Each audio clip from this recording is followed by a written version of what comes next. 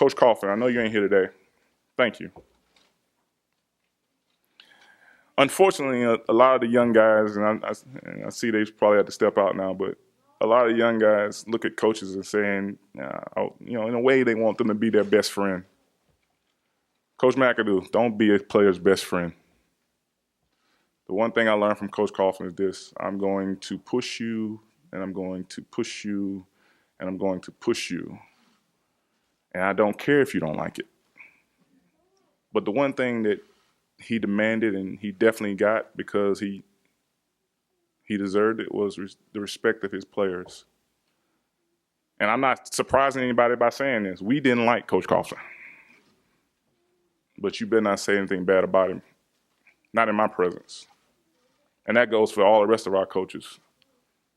And one of the reasons why I'll never be a coach is because I see these guys when I came in at 5 a.m. and they were already there.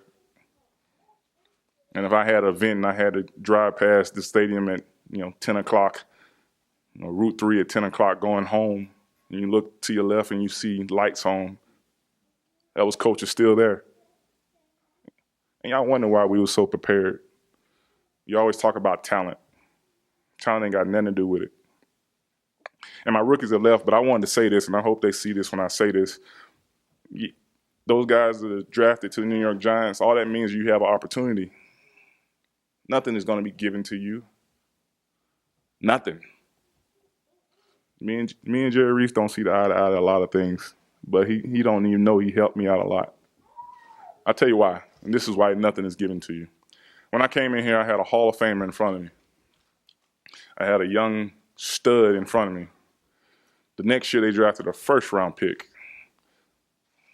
The next year, they drafted a first-round pick. Nothing's ever given to you. You can be the strongest and the meanest and the best ever, but you always got to come in here and you got to fight. And that's for my rookies. I hope they see that. Always come in here and fight. I'm tired of what I've seen from the New York Giants the last 2 years, 3 years, and I was a part of it because maybe I faltered in my way of being a better leader and allowed some things to go on that didn't necessarily have to go on. But I say this, and I'm going to sit down. I am super excited about what's next.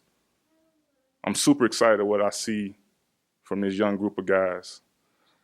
And I normally don't give shout-outs to rookies, but I'm going to give one because he might be smarter than the education normally lends him to be from Ohio State. But about a couple of days ago, the other Eli called me. And it was funny because I look at the number and I'm like, who is this? And he starts talking about he wanted to learn how to be successful in New York. Eli, you might be on to something. And I will do everything in my power to always be the captain that Mr. Mayor can be proud of, that Jerry Reese and Steve Tisch and all those guys can be proud of. As I step off this podium today, I'm not leaving, just exiting.